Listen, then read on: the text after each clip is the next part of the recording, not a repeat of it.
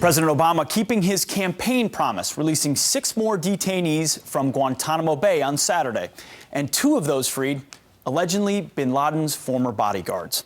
Is the president putting politics ahead of our nation's safety? Joining us this morning is Jim Hansen from the Center for Security Policy. He served in the U.S. Army Special Forces as a Green Beret, and Jim joins us now. Jim, thank you very much for joining us.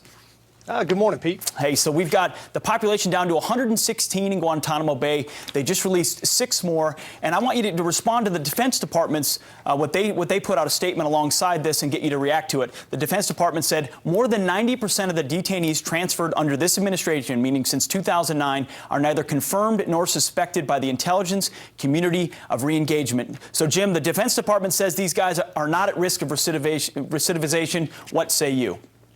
Well, Pete, even if you take their numbers at face value, and I'm not sure that I do, they're saying that 10 out of 100 of these guys are back on the battlefield trying to kill Americans. And out of the remaining 90, those guys, what, did they all of a sudden decide they want to do volunteer work at the orphanage? I kind of doubt it. This just means that they haven't caught them and confirmed they're doing bad things yet. I don't think they've stopped. And Jim, what has the administration said about what they'll do to hold these guys? So these 6 are being released to Oman.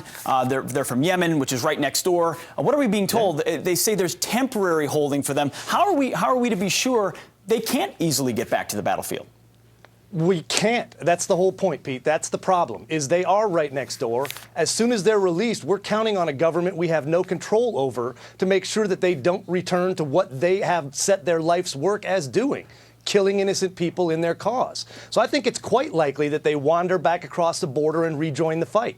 Absolutely, and you've set your life work putting them in Guantanamo Bay. We certainly thank you for that. Last comment, we only have a quick second. The administration still says Guantanamo Bay is a recruiting tool. What do we say right now that they're still using that talking point?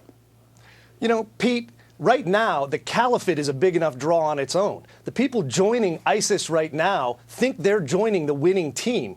So the idea that a few years back a couple of bad guys may have gone through the rinse cycle is not the main draw. They're joining because they think they can win the war against us. And right now, it looks bad for our team. Hey, when you're winning, there's a lot of motivation there, and turns out weakness really is dangerous. Green Beret Jim Hansen. Jim, thanks a lot for joining us this morning. That was a pleasure, Pete. Absolutely.